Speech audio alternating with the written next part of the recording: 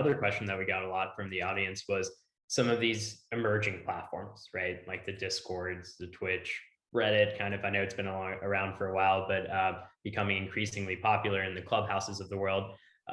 So we just ran some recent study here, and we found, especially with Gen Zers right now, Reddit and Discord are probably the most popular platforms that they're using. But Clubhouse is the fastest growing in terms of adoption.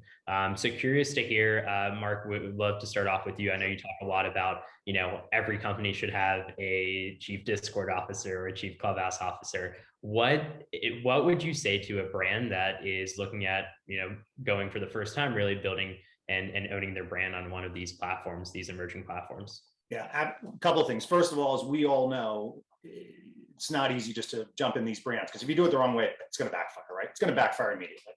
But as you said, I always like to say, tap what I call your ZEOs. So your Gen Z interns, or those who just graduated from college in the last year or two, they're the experts at the end of the day. They know Discord better than anyone, right? They know TikTok, Instagram, Clubhouse, perhaps better than anybody. So they're the experts. Instead of, again, assuming, presuming, hypothesizing, empower those ZEOs, college interns, the ones you just graduated, and say, seems like Discord's a pretty popular place, pretty popular community. What as a brand could we potentially do there in a way that's, again, hate to go back to the word, genuine and authentic, that's not commercial, and that will engage a community? And I think that's the key on this whole thing, right? Because you guys know better than I. I mean, for years, I always heard from brands, what can we do with Reddit? And it's going to require a whole different approach. Yeah. And at the end of the day, though, I think if you're trying to engage Gen Z, then lean on your Gen Zers as the ones who are going to inform, here's the way we should approach Discord or Clubhouse. Because if not, again, it's going to backfire so far that it's going to be, you should never even gotten involved, right? So, and I know we've talked about, like in the sports space, unless it's changed recently, but I think the Sacramento Kings, are the only professional team or league that has a formal presence on Discord, which I think is crazy. I think every sports team should. But they seem to be doing it really well and right by giving access to athletes and all those things. So, what could a consumer brand, a fast food brand, a beverage brand learn from that and potentially, take to a platform like Discord? So I'd be curious what Jake has to, his thoughts on something like that. Well, yeah, I was going to add, I think a couple of the underlying problems with this, number one is that we limit our potential in the marketing sphere because we think we need to have the perfect strategy, the perfect game plan for every new social channel, and that executives need to learn it, management needs to learn it, and so on. And so therefore, a question I got asked, I got asked by CMO one time on our podcast was, Jake, when is this going to end? Like we went from 5 channels to 8 channels to 12 channels to 25 channels. And I have a strong thesis that is only going to accelerate. There's going to be a plethora of new social media platforms. And what we saw with Parler, albeit they've now been shut down, and that was conservative and interesting nature.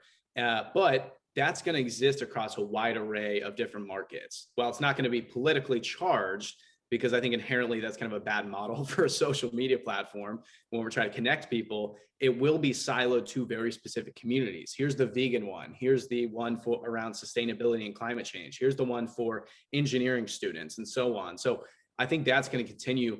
The second thing too is I think it requires leadership and management to be on board with it. The reality is, if all leaders and marketers had the same mindset that Mark did, NIT and trendsetters probably wouldn't have to exist, because frankly, this should be happening inside of organizations as is. It shouldn't be an outsourced thing, and it shouldn't be something that we have to pull PR into after we get canceled on social media because we didn't have anyone look at it under the age of 35, right?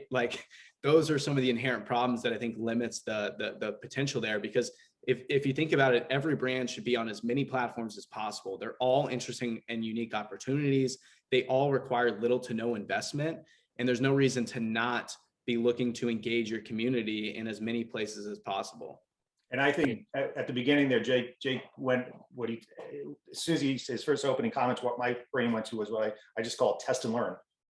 As Jake said, you don't need to create the master plan and nail this plan down completely, but can you at least test and learn, try and see how it's working, how, all those kinds of things. So I'm a big test and learn. And I think the way Jake said it, you can test and learn across platforms, but still empower those Gen Zers within your organization to be the testers and learners and not the 40, 50-year-old, executives.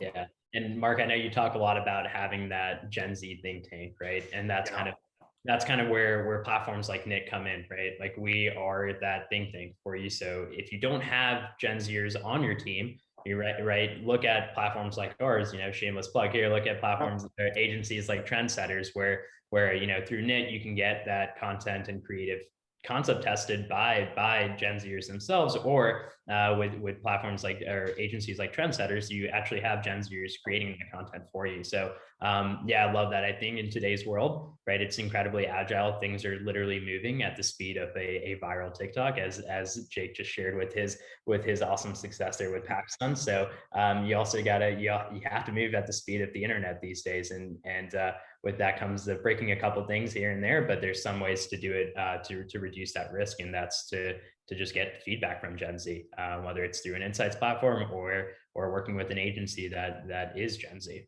I agree. I always use Target as the example, right? They launched their first Gen Z incubator, called an incubator, called a think tank, call whatever you want, in 2018, and they still continue going strong. But you're right. One, not every organization is going to have the wherewithal to get that organized, up and running. But working with organizations like both of yours, that could be up tomorrow. It really could be, where you're getting those insights and information and implications and applications right away, because this is what you guys do 24/7.